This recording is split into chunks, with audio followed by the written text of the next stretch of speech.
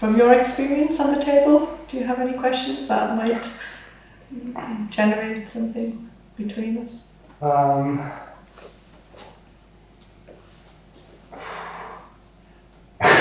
don't have to. No, it's okay. Just, I mean, how do you deal with like all these like pains that I don't know that I felt at least, you know, like are they coming back or they're going forever? Yeah. Well, my answer to that would be, the more we can breathe and be present to them, then they do dissolve when they're met. Yeah. If we try and get rid of them, they stay. As one of our teachers used to say, what was it? What you resist persists. What you resist persists, and what you feel you heal. I don't know where he got that from. I don't think he made it up, but he used to say that quite a bit, and it's quite helpful because there is quite a culture again in the alternative therapy world of getting rid of the bad stuff, and people often think that's what Amanae is about, to get rid of the pain because it's bad. But if we can feel the pain, then we're then in relationship to it, a relationship which is quite creative, and something always happens with that. So it's like acknowledging the pain in order for it to go away.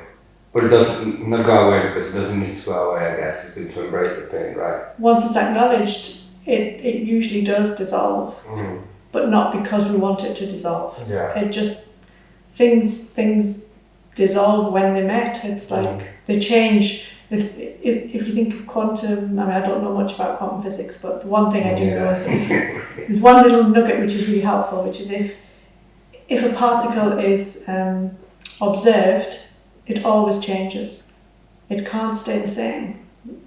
The second or the millisecond that it's observed, it changes.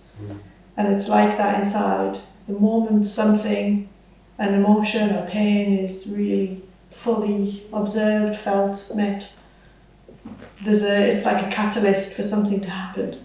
It won't stay the same. It'll start, if it's been like jammed in and tight like that, it'll start to move just because it's observed. Even if it moves further in, it's still moving, it's changing. So we don't need to make change happen, we just need to bring our presence, like Susie said. If we bring our presence to whatever's happening, change happens on its own. That's it. Sorry, like that's sometimes, in a nutshell, isn't it? Yeah, and months later you might find you feel very differently about something, or you have a new reaction to a situation that you might have found challenging in the past. It's very you can't prescribe what will happen, but people do usually start to notice things changing as a result of having been willing to go and sit with what pains them. Yeah. It's really the difference between movement and stagnation. So most pain comes from stagnation, from things being held tight, contracted, because we don't want them. Yeah. I don't want that pain, so we contract around it, squash it down. And actually that creates more pain, it creates depression, creates all kinds of psychological problems. Yeah. Depression, anxiety, the big ones in our society, because people have become afraid of those emotions and they squash them down. Yeah.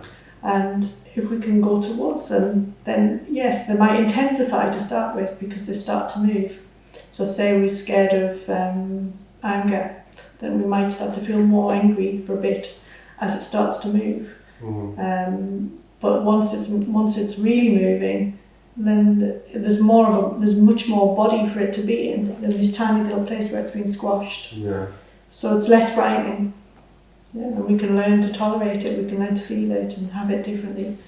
I don't know if that helps. Yeah, definitely. That's very good.